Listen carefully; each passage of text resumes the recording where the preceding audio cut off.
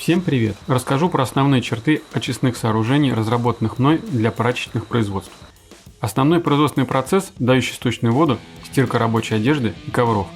Для очистки сточной воды таких производств мной реализовано 5 проектов за 4 года.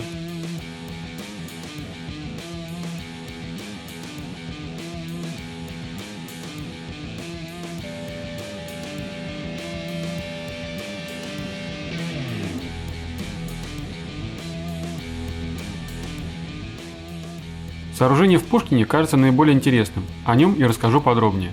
Начальный проект предусматривал возможность увеличения производительности посредством установки дополнительного флотатора. Действительно, в 2021 году проведена модернизация, на резервное место установлен второй флотатор, произведен апгрейд фильтра. В начальном проекте 2019 года использованы платформы и некоторые емкости от старого очистного сооружения.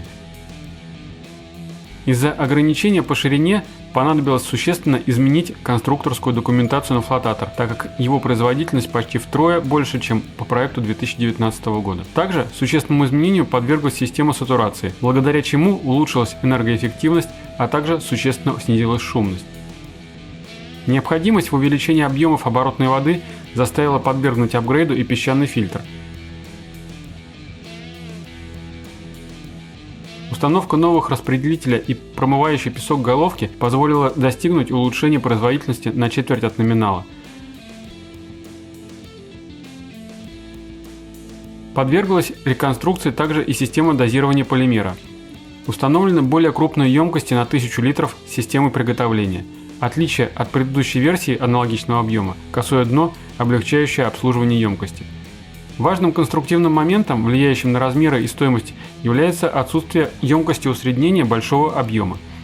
Такой подход реализован в проекте 2020 года в Казани.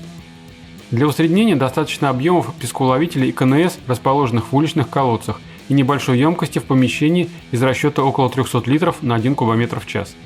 Не менее значимы в эксплуатации и возможности автоматизации, упомяну основные. В схеме технологического процесса все элементы активные. Это обеспечивает быстрый доступ к настройкам. Все датчики, установленные в оборудовании, аналоговые, что позволяет получать понятную информацию об уровнях, давлении, производительности, температуре, а также осуществлять точную настройку технологических пределов в широком диапазоне. Здесь же можно выбрать условия отправки оповещений SMS или email. Каждая вкладка панели обеспечивает удобный доступ и управление реагентным хозяйством,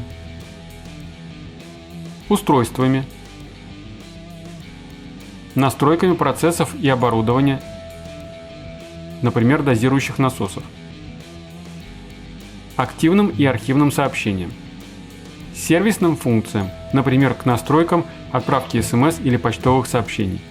Благодаря тесному взаимодействию с инженерами, обслуживающими очистные сооружения, мы быстро получаем информацию по недостаткам, имеющим отношение как к программному обеспечению, так и к работе оборудования. Обновление ПО производится дистанционно и занимает, как правило, 1-2 дня.